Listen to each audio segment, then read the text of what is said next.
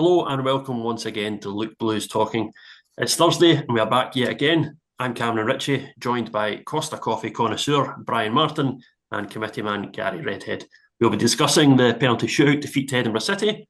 We'll be looking forward to this weekend's clash with Queen of the South. We'll be hearing from summer signing BJ Coll as well. How are we all tonight?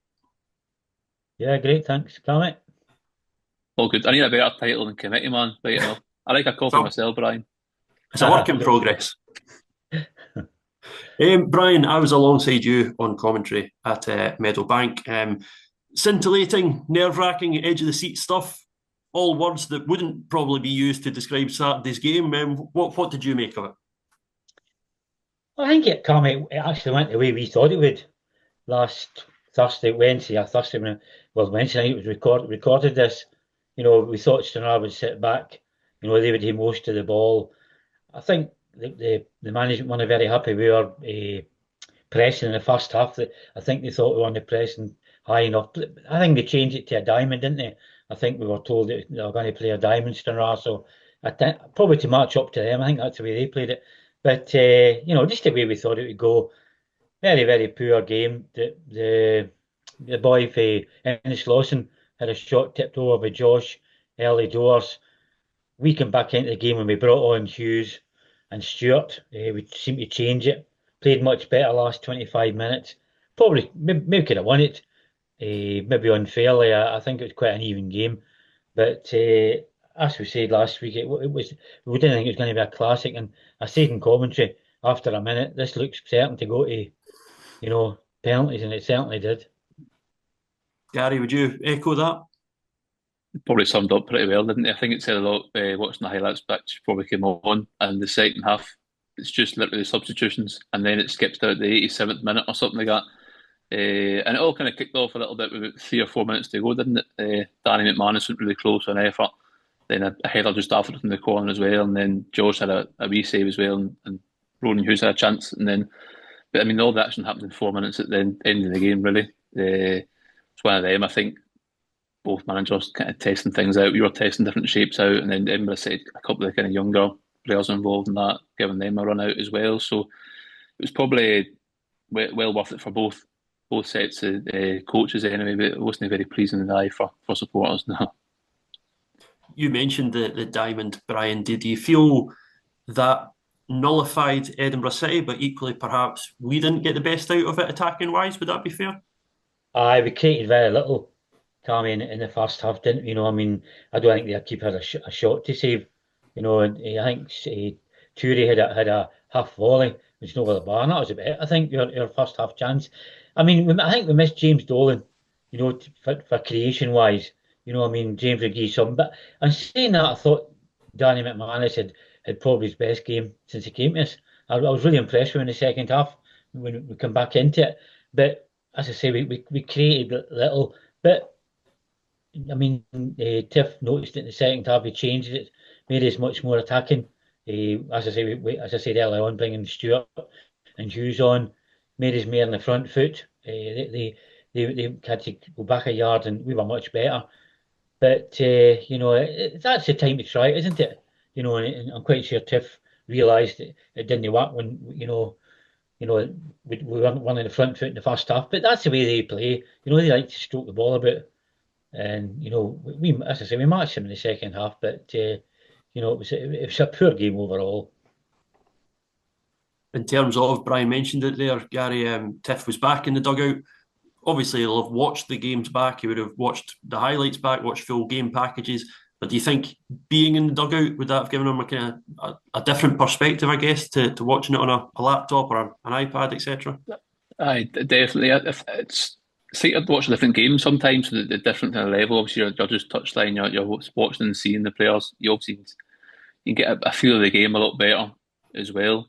I think it'd be good for him just to maybe that was why he kind of tested it as well with the shave and things like that as well, just for a different idea and perspective and things. But I think it'll be helpful for him to get a better look at it. It's not quite the same watching over a laptop or a mobile phone and like that. Maybe more. He probably wished he was still in Turkey right enough on Saturday between the weather and the actual football itself. But it'll give him a better idea of how things are going. I'm interested from both of you here, purely as fans. How do you feel about managers trying different things, whether it's different players, different shape, different formation, everything? How do you feel about that when it is obviously a competitive game, but equally we hear week in, week out how the league is the bread and butter? Are you frustrated as a fan that is perhaps not the strongest team, the strongest shape? I'll ask yourself first, Brian. No, I mean, I think it's quite right to play that, formation because Stranraer are not to play for. Okay, I know is it 2 grand? Yeah, every position you're up. So if you finish high, you get 2 grand more. But we've no chance of qualifying, so it's quite right to play. You see what the different players can do. And I think Cammy, you were in the conversation when somebody told us that when Hughes gets fit, he'll be an absolute fantastic signing for Stranraer. And I could see that on Saturday, what he's going to bring to the team.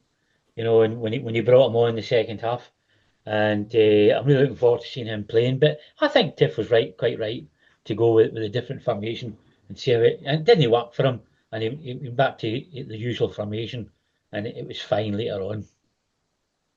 Would you back that up, Gary? I think you need to try it at some point, don't you? Or else you just get a plan A and you only get a plan A. I think you need to try these different things when you can. It wasn't as if he was doing anything silly. Like you said, we didn't really create much going forward, but defensively, I thought we were really good. Limited them to a few chances. So it worked in one half and didn't really work so much in the other half. And then obviously you changed at half time. But you need to try it at some point, or else you're stuck with a plan A. But you need a plan B and a plan C and a plan D. And in terms of, obviously, we pick up a point from it. We don't get the bonus point of winning the shootout. But if that had been a league game away from home against a team that finished in the playoffs last year, would you have been coming away kind of quite satisfied with a point? Go yourself, Gary. Oh, right. So, of course, I absolutely, especially the team. Obviously, I know the bookies have got favourites for the title. But like I said, any game, if you're going away from home in the league and you're saying that a clean sheet, a point, you'd bite your hand off at the start of the day, wouldn't you? Especially, over recent years, our away form as well, up until when Tiff came in. I think you'd absolutely take it before the game kicked off. Mm. Again, go along with that, Brian, that a point on the road's always a good point. Yeah, absolutely. And I mean, just what Gary's saying, touching what Gary's saying there, we've been sent something in the chat about bookies odds and such like, and Edinburgh City were second favourites and Stranraer were complete outsiders. And anybody walking into that park on Saturday, how they priced them up, because there's absolutely nothing between the teams. And I know it's just a League Cup, I know I'm getting carried away, but I mean, is there a lot of improvement in Edinburgh City? I don't know. I mean, they were only missing the boy in midfield, I think. Jarvis was out as well, but Malik was missing. That's it. I mean, and I don't think they're going to bring in any superstars.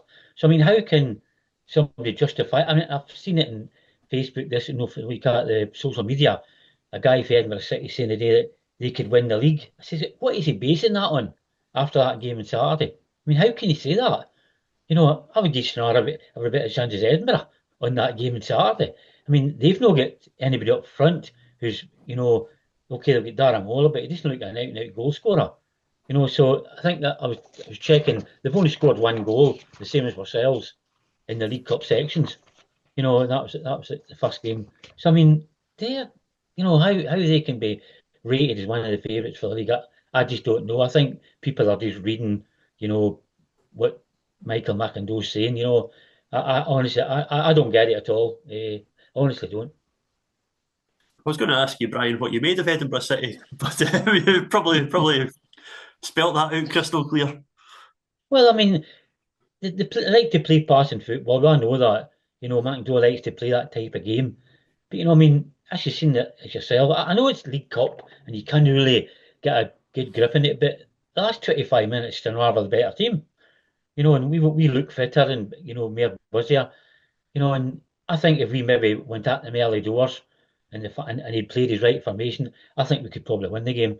And I just cannot see, how the bookies are making them second favourites and us 40-1 outsiders. I just don't get it at all. What about yourself, Gary? What are your thoughts on Edinburgh City?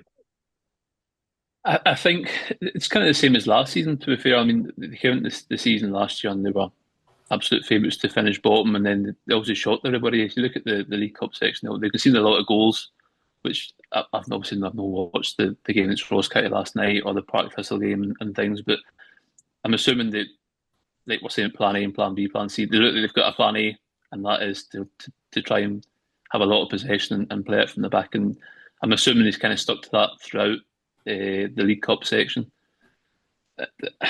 I think sometimes once if your plan A gets found out, where do you turn to? What's the backup kind of plan? And I think our results for them last year maybe shown that a little bit in terms of, I think obviously Chris came in and he had them watched and scouted, and he found a way to kind of nullify them, and we took 10 points out of 12 against them.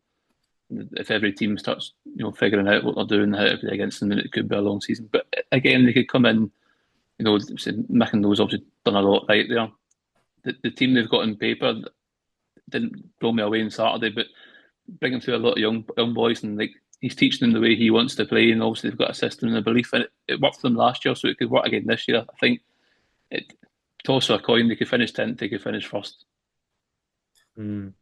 So any Edinburgh City fans that are watching this, I'm sure George will send you the link come the end of the season. That's Brian Martin and Gary Redhead both saying that you're going to finish bottom. Look forward to hearing from you after 36 wins in a row. Look forward to hearing from you. Also, what I will say, Cammy, is they are not going to win the league. I can assure you that. They won't win the league with that team. Just you keep digging that hole, Brian. Absolutely not. I mean, they've 5 or 6 kids on the bench. They've 11 players who can start, and that is it. I mean, how are they going to win the league if they get 2 or 3 injuries and bring kids into that league? We've seen enough with our kids sometimes under Aggie, and that is why Chris has been toughened up your pool of players. And there is absolutely, in my mind, and you can bookmark this, Wednesday, 23rd July, Edinburgh City are not going to win this league, I can assure you. I just want to point that I was diplomatic. I said they could finish 10th or first. I'm sure Lawrence will look at this more next week when we're looking ahead to the league season getting underway. But you mentioned the bookies there, Brian. Do you take any notice of what they say, or do you reckon a lot of it is people just reading things on Pie and Bovril and a bit of guesswork? Yeah, well, I mean, they made Clyde favourites last season, didn't they? And they were struggling all season. Nobody knows this League Two. I mean, obviously East Kilbride will be up there, one of the favourites, because their striking power. They've got a lot of good players going forward. Defence-wise, I don't know. They could be kind of suspect, but they've got a lot of good players going forward. And they're bound to be favourites, I would say, because of their spending power, and they can spend here and spend there. But the other 9, Dumbarton starting with -5. Annan have started disaster. It looks as though they're going to lose Tommy Goss, so that'll be a big blow for them. So I was looking at I think we've got the second best defence in the League Cup so far. We've conceded 3, Spartans have conceded 2, which we thought would be okay defensive wise. But Annan have conceded 21, and Edinburgh have conceded 16. So, and I think looking at last night when Ross beat Edinburgh 8-0, we held Ross to a win. And I'm not saying you can fall it that way, but I mean it looks good on paper for Stranraer for the coming season. We are defensively wise, I think, anyway. What about yourself, Gary? If we go on the kind of consensus that East Kilbride probably are the favourites, do you reckon there'll be much between kind of second down to 10th? Is there anyone that's a obvious candidate for promotion playoffs? I would take East Kilbride out as well. I don't think East Kilbride are any more the favourites than Clyde were last year. Like Brian kind of said before, I think looked at Clyde's squad on paper last year going into the league season after beating Park Thistle as well, and everybody thought, oh, they're going to squish it, they're going to walk it, and it wasn't the case at all. And I can see why people, again, would say East Kilbride will be the favourites. And I'm not saying they're no, but I think from 1st to 10th, honestly, you could put any team in any position and show me that and say that's the league table at the end of the year, and it wouldn't surprise, wouldn't shock me. It's going to be tight again. It's going to be about who can get the most kind of consistent run going. And like Brian alluded to, I think defensively we look pretty good. Just to get a bit more going in the front foot, I think we'll be up there ourselves. Obviously, a kind of fairly obvious thing to say, but I guess that momentum plays a massive part as well. That you saw, obviously, Edinburgh City got off to a good start. Connor Young was scoring goals, and that kind of continued on through the season. It could be that team that starts well, and as I say, just that snowball keeps rolling, I guess, Brian. Yep, they done well early doors last season as usual. I think you got off to a good start. I used to think, it's not too worrying, but I think we get 5 points after 8 games last season, which was quite a bad start to the season. We've got an okay fixture list early doors this season. I mean, we're waiting for which used to be a poor ground for us, but we won there with Tiff last season. Hopefully, we can get up there and get a victory first, and then I think we play Edinburgh City second game of the season. So after watching last Saturday on the grass at the Echo-Gen, I think we could maybe do them at Stair Park, and then we go to East Kilbride. So it's quite mixed start. I think we've got a couple of toughies away from home and Edinburgh City at home, but I think you do need to get a good start, as you say, Cammy, get a bit of momentum going. I think as well, just to kind of touch on something that you mentioned, Brian, I think Edinburgh City 1-11 are perfectly strong, more than a match for anyone in this league. And it's admirable that kind of ambition to want to promote from within in the youth system and people coming through. But equally, without a few additions, with injuries, with suspensions, do you just feel that the squad depth isn't really there? And I guess there'll be a few teams kind of in a similar boat, you reckon, in the league? Yeah, that's what I said that earlier on, Cammy. Their bench looks, I think Gary was saying he's trying a lot of the kids and that, and I think he's got to sign somebody else. It's okay saying, the kids will come on, blah, blah, but I mean, if he gets 2 or 3 injuries, I mean, they are really going to struggle. I just say like, so Jarvis or Mitchell at the back, I think they'll really struggle big time, and as you say, a lot of the teams might be the same, and we seem to have got our pool pretty much, up and ready to go. And Ginge did say to me at Partick Thistle that all roads lead to Forth on the first game of the season, so hopefully that's the case, and we're ready to go right away. Again, would you kind of back that, Gary, in terms of that there's perhaps teams that look good 1-11, but inevitably there's going to be injuries, there's going to be suspensions, and it's kind of who has that squad depth that might prove crucial? Yeah, I think we'll see, obviously, with the last round of fixtures coming up in the Stranraer Sports Cup this weekend and the league starting the following weekend, you'll maybe start to see teams add 1 or 2 more, because obviously trialists will be dropping out from clubs, and then players are being made available for loan, not going to feature. So I think you'll see some teams kind of strengthen a little bit over the next few weeks. We're in a good position at the fact that, I think because with the league last year, we were the first team with nothing to play for. So I think Tiff and Ginger and that done the work pretty early, and obviously get in touch with guys, and they kind of earmarked players that they wanted from the get-go. And I think we are maybe one of the first teams to have a full squad sort of assembled and ready to go for the Premier Sports Cup, which the past few seasons we've not had. So it was good to see. It obviously gives the boys a few more weeks together and getting ready to play the way Tiff wants them to play. But I think I'm happy to see a bigger squad as well, obviously working within his budget, but with the extra 6 games, extra 5 games in the Challenge Cup at KDM Evolution, I think it is, Cup this year. I think I got that right as well.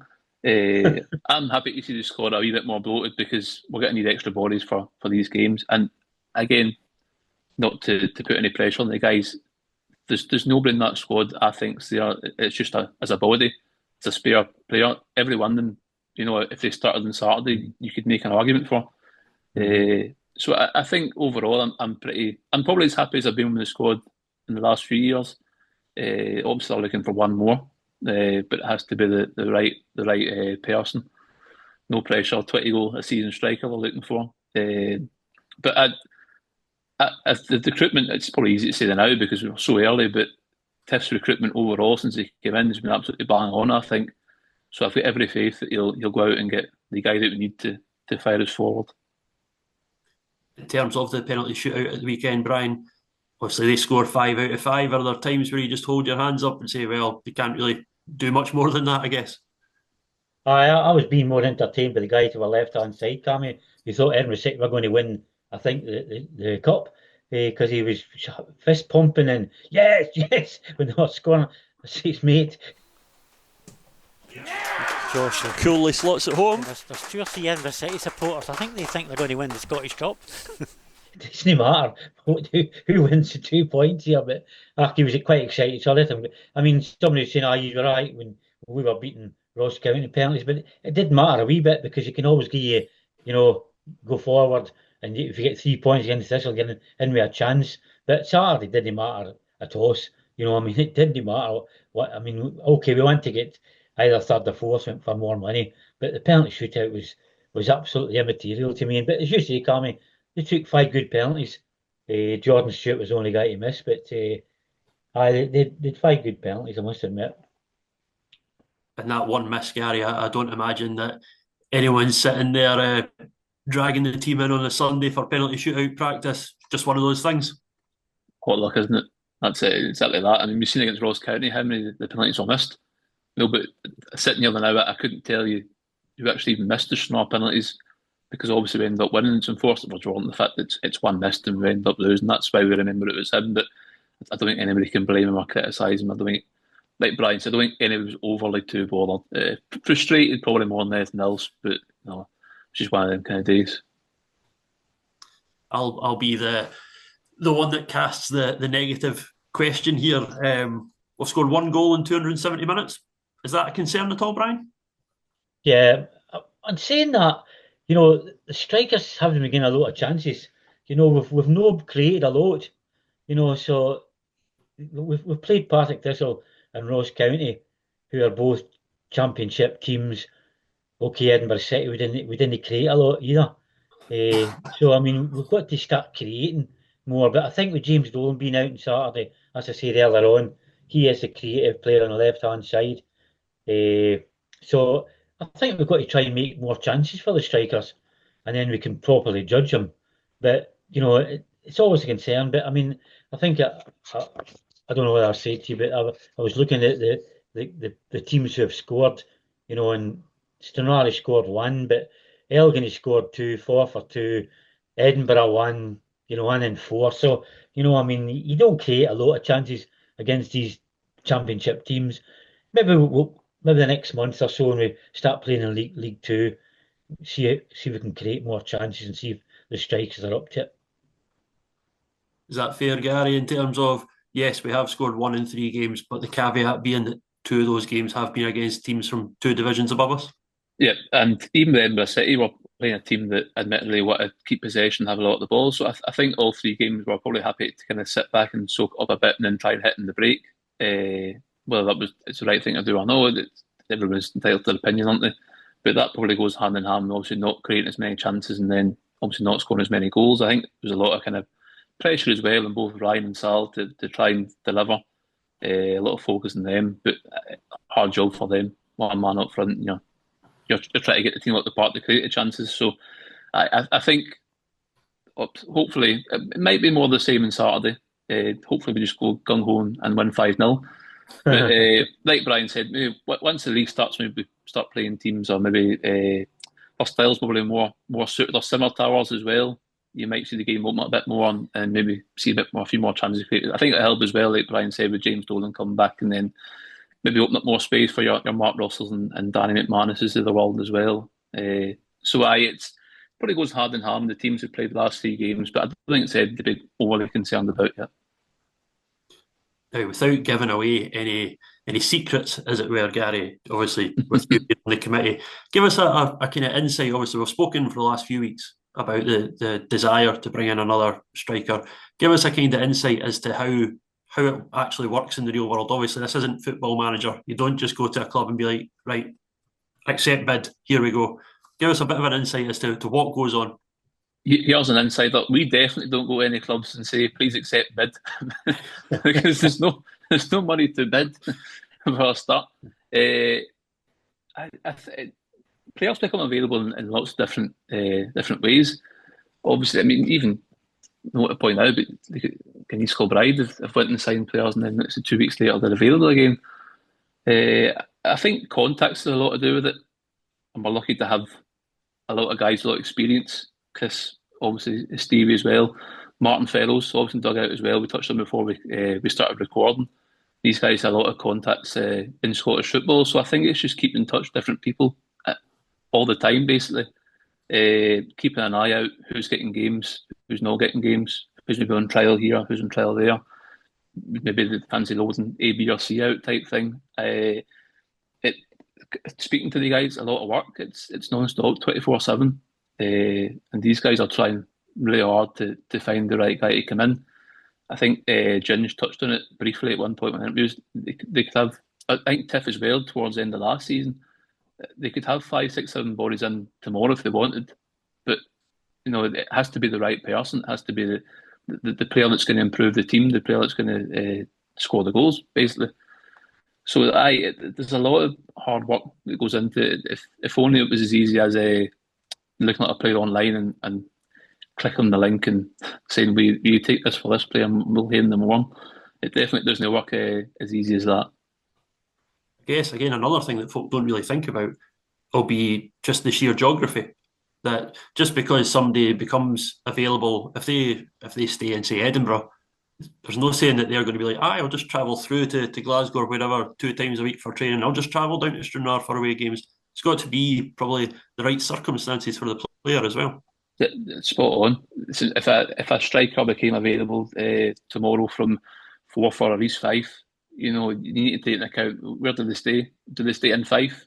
Are they really going to want to travel on a Tuesday and Thursday to Glasgow to train?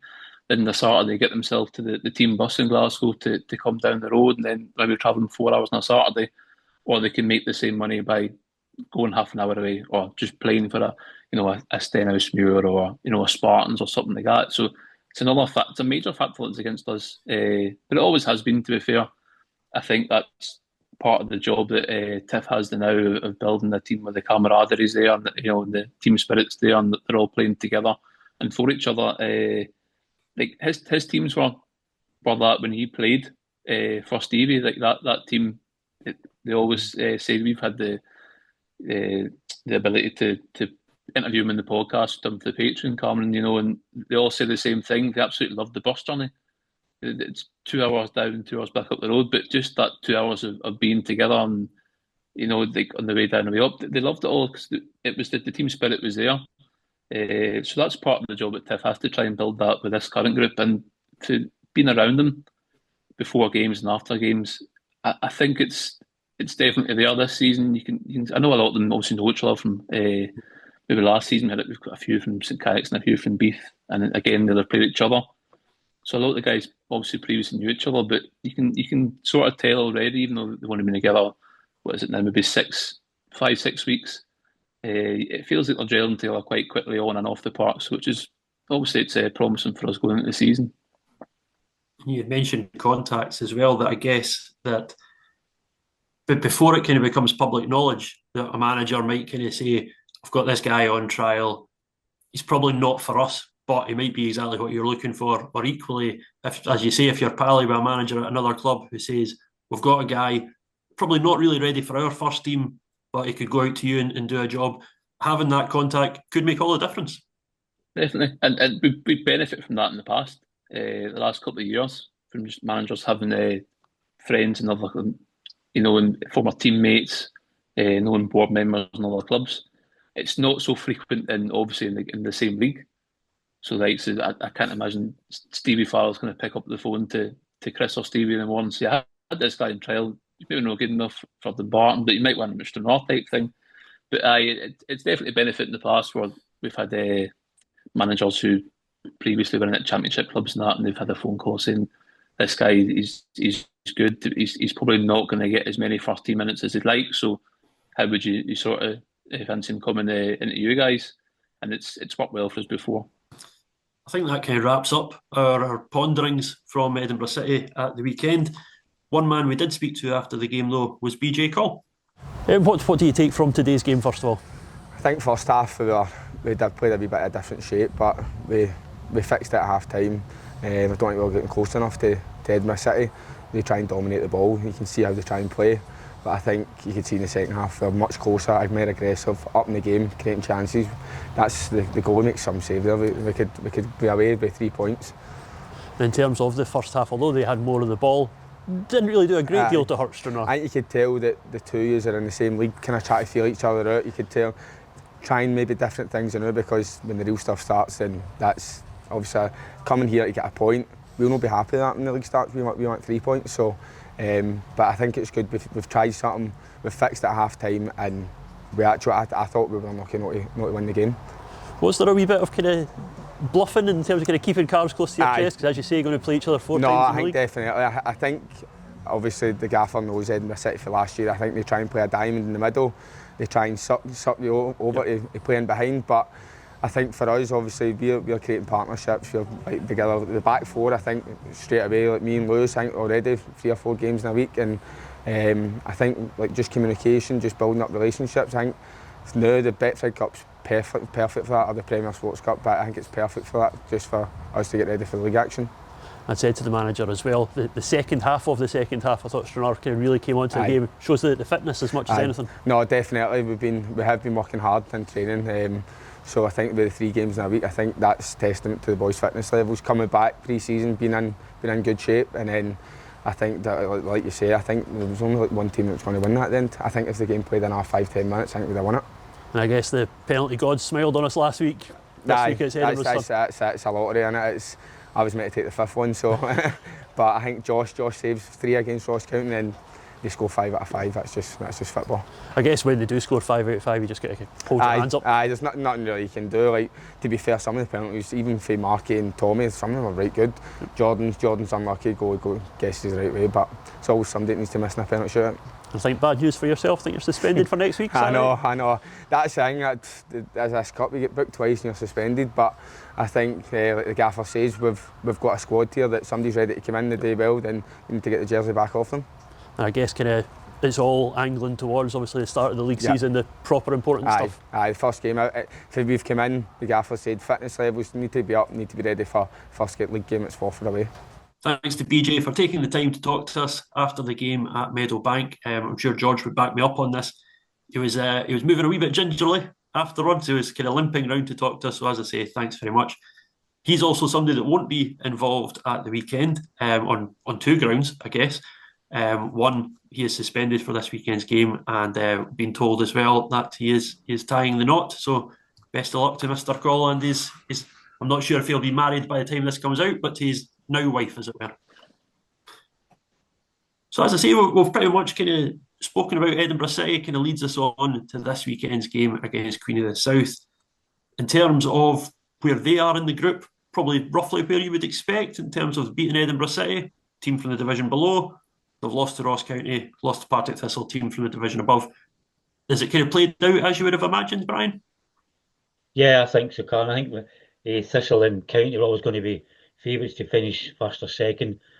I think Stranraer, if they finish third, it's a good result for us. I think we've taken it all day long, finishing above Queen of the South in this section. I think a penalty shootout should do us. I think even a winner of a penalty shootout when he gets us into 3rd place. So I'm quite sure Tiff would love to jump above them, and the fans would love to jump above them because of kind of bragging rights. But it is. I think it is working out the way things. I mean, again, this League Cup section. League 2 teams. There's no team that are going into Saturday who can qualify. I think Clyde, but they've only got. I think they've not got a big enough goal difference. Spartan's the same. I think the teams who are going to finish in 9 points will qualify. No team in 8 points is going to qualify. So I think the teams in 9 points with good goal difference will qualify. And I think even if County, even if they get a penalty shootout win, I think they might do enough to qualify because they've got a huge goal difference. But I think it's working the way things usually do in these League Cup sections. As Brian highlighted there, Gary, obviously both teams are eliminated. Despite that, do you reckon that there'll still be that little bit extra with it being a derby? I just wanted to point out there, if we win the penalty shootout, I'll be celebrating like the Edinburgh City fans for the rest of Brian on Saturday. Of course it is. I'm not sure how how much of a rivalry it is to Queen of the South supporters. Obviously, they've unfortunately been above us for quite a few years, but I know to Stranraer fans, it's certainly a big deal on Saturday. We've touched on it in the media group chat. Somebody had said, "Oh, obviously not much to play for on Saturday," and everybody just jumped straight on him, saying there's absolutely everything to play for on Saturday. It would just be nice, wouldn't it, to finish the group stage of the cup and then that final standing, seeing Stranraer in third and Queen of the South in fourth. It'd be great to see. If nothing else, obviously, it means we'll have scored more goals. It's a win going into the start of the league season, Gary. And a win over a League One full-time team as well. It would be the perfect way to kind of round it off. It would be the kind of, I don't want to say bad taste left in people's mouth from Saturday. It's a bit of a downer, so it was, even though it was a clean sheet, 0-0 away from home. But that would certainly lift the Irish spirits heading into Forfar away. Now, they're a team that finished in the promotion playoffs in League One last year. What are you expecting from them, Brian? Or do you think that they'll be another team that could be up there again this campaign? Well, I think looking at the fans on Pine Bovril for last night, I think they were rotten last night at Partick Thistle. So let's hope they bring their form into Saturday. I don't know what to expect from them. I don't know much about them. They've got a boy Guthrie in, big tall centre forward, I think. I don't know much about them. Again, I know very little about them. But let's face it, if it wasn't Queen of the South, this would be a glorified friendly on Saturday. But it's Queen of the South, and we do want to beat them. It is a derby. And I was saying to a couple of the players, do you realise this is your derby? I don't think they realise, how bitter rivals they are. For Stranraer fans, anyway, I think Gary can touch maybe Queen of the South in the same rivalry, but we absolutely love to beat them, and it's a long time since we beat them. Looking at them as well, Adam Brooks was their top scorer last season with 10. Yeah. We've already seen him at Stair Park this season. He was across with his new club, Crusaders. Are they a team like us that are perhaps not fully up to speed yet, Brian? I think so. They've had 2 or 3 friendlies. They beat Edinburgh 4-1, which is quite comfortable. I think they played well against Ross County, but as I say, last night against Thistle, I think they were really poor. So, they might be caught between being no bad and being really terrible. So I honestly don't know what to expect from them. I think we'll play it tight again. I can't see us going, gung-ho forward. I think it'll be a tight game. Tiff will try and, take the sting out of them, take the sting out of the game early doors and see how it goes. Really looking forward to the game, and the way Stranraer set up these days, I don't think any team is going to batter us. I think it's going to be tight all the way. Final game before the season, the league season, gets underway, Gary. Do you reckon this will be kind of as much as possible Chris's starting 11 for the Forfar game? I would think so. I think just to even, like I was saying, one final time see it in front of him for himself. We touched on it. He obviously wasn't at the Ross County and Partick Thistle game, so I think he'll want to see, like you said, as close to his starting team as possible with his own eyes. But then again, he's stressed as he came in. It's something I agree in. I like that he does. He always says it's nothing to do with 11. It's a whole squad thing.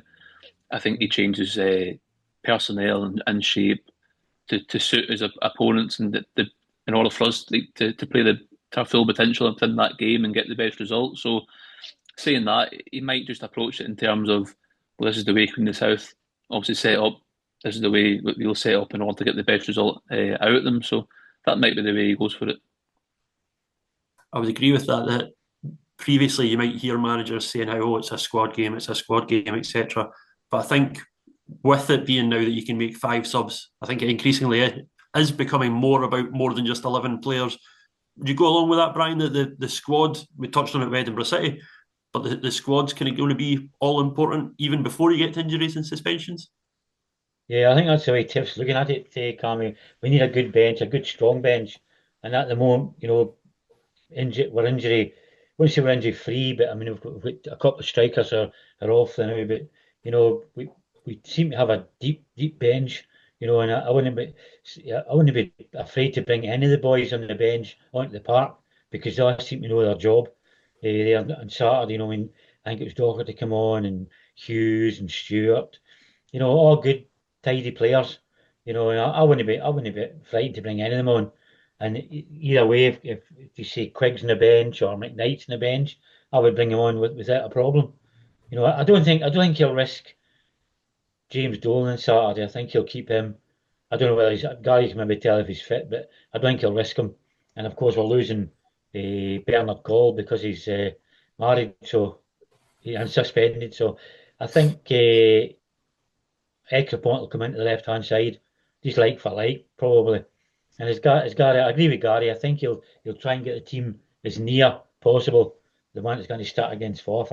He'll be able to do it because a couple of guys being away, but I think he'll try and get it as close as possible. I guess as well, we're saying it's the final game before the league starts. It's also kind of the final opportunity, the final audition for people like Finn Ekrapont, who we assume is going to come into the team, folk to make the jerseys their own, I guess, Gary. And again, the squad depth, hopefully this isn't a curse against them, but the squad depth looks really good. There's actual genuine competition for places in the starting 11, which I don't think we've been able to really say the past couple of years. Not in maybe the odd position, but it feels like this year genuinely every position. There is competition for places. So it's up to players when they get the starting place to try and make an impression. Obviously, with BJ being out this weekend, Finn's the example. It's up to him to step up and play that well. The fact that the following week the manager can go, well, Finn was that good last week, I can't drop him this week. Now, we've said there that in terms of the Queen of the South games, haven't been as frequent because obviously we've not been in the same division too often. Brian, any particular kind of derby memories that stand out to you? Well, I was looking back, Tommy. I'm not the greatest at remembering games, I must admit, but I can't remember that one we beat them 1-0 at Stair Park, 2006. I think that's the last time we beat them, Tommy, in a competitive game. And I was just looking at the team that day, and we actually had a BJ in the team that day with a BJ Coll, who was in goals, and with Murray Henderson, Andy Downey was in the team. I'm sure I knew Andy. He was a postman, and I think he stayed in Cleland. No Cleland, Kirpin. Just around the corner for where Dernstice actually. And he was a postman. He played with us that day. And I was looking at the team. Davy Hamilton, if you can remember, big Dave Hamilton. Lee Hines, Lee Sharp obviously scored the goal, and Michael Moore was up top. So we had quite a fair team, and can't remember any of their players, but it was the day Lee Sharp, and I think, what did McCall call it? A toe poke or a wee scarf? What did McCall call it? I think McCall called it the goal. Boxy mishit shot, I think is the line that everyone uses. Like that, yes. And of course, we thought we were safe, but then of course I think we sold a player, and I don't know. I can't remember whether the player had been sold. Was that the year David Graham was sold, Tommy? Am I right? I think he was the second half of the promotion season up to the championship. Is that right? I think it was Alan Jenkins, was it not? Alan Jenkins to Gretna. Was it Jenkins to Gretna? Yeah. Aye. So I mean, that probably, I think we're on record saying that probably maybe cost us, staying in that league, because Jenkins was such a good player. But obviously Queen of the South got us, which was a real downer. And I think, was it Thistle that beat us in the, am I right, in the right season? Thistle beat us in the playoffs. Yeah. Yeah. That was a bit of a downer as well. But that's the last time we beat them, so really like to beat them on Saturday and, make up for it a wee bit. I don't make up for a big bit, but a wee bit. Alan Jenkins is to blame for us getting relegated that year. I'll happily say it next time. I don't know whatever happened to the guy. What about yourself, Gary? Any memories that stand out from playing Queen of the South? I'm just a young pup, Cam, so I don't have any good memories. No, I think I said to you before we started recording, I think I tried to shut them away from my memory, but the 5-0 at Stair Park, I think, what I say, Mitch gets sent off. I think that's right enough, isn't it? Nicky Clark and Derek Lyle up top for them. The memories are coming back now. No great memories either. I remember Gal scoring at Palmerston, and I don't know what one it was. I remember being quite young and a full bus load of 15, 16, 17, maybe some were 18-year-olds going up to Palmerston for a game. I think it was a cup game one Sunday afternoon. There was a lot of underage drinking in the bus, right enough. I'm not naming any names. Wasn't me. But that was probably the highlight of that game as well. I'm pretty sure we could beat that day as well. So I don't think I've any memories, any positive ones against Queen of the South. So hopefully we can create a few in Sard. I think the two that stand out for me, the other meeting at Stair Park away from the 5-0, I think I'm right in saying, and I'm sorry, Tiff, for bringing this up, I think Tiff missed a penalty at 0-0. We went on to get beat 2-0. The other one at Palmerston, first game of the season, 2018, I think it was. And I think it was it Chris McGowan and Luke Donnelly scored to us 2-0 up in the first 10 minutes. First day of the season, total optimism. We're going to win the league, going to win the cup. Everything's brilliant. And then I think it was Gary Harkins, Stephen Dobie and Lyndon Dykes all scored in the space of about 3 minutes just before half-time. And it did almost just feel like Queen of the South went, right, that's enough, lads. You've had your fun being in the lead. That's enough. And I think we pulled it back to maybe 4-3 in the second half before they scored late on. But yeah, just that early season optimism and just the feeling that you can do anything, I guess. So fingers crossed. We've not had a great deal of kind of overall success in recent years. Fingers crossed next week about a famous win against our Dumfries and Galway rivals.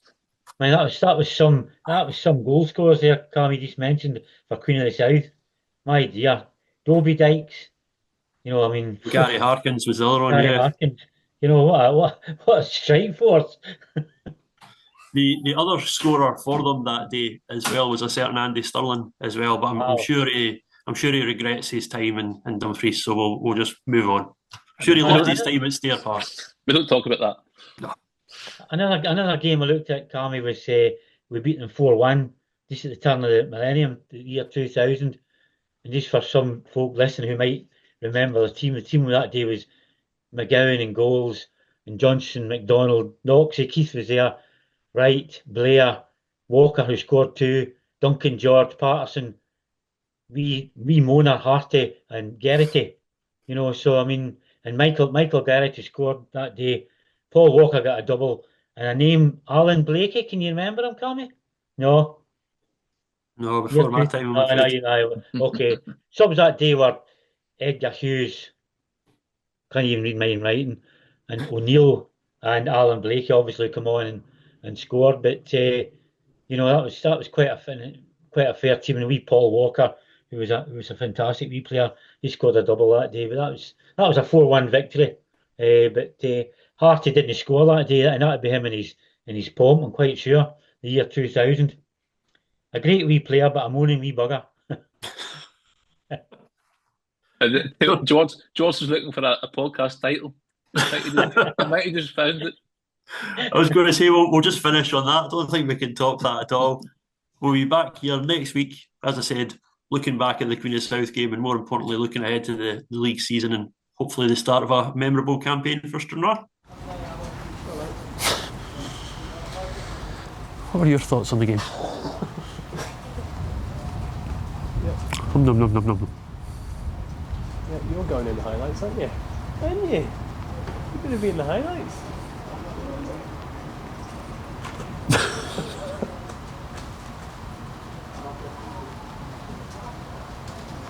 That's it. My work here is done.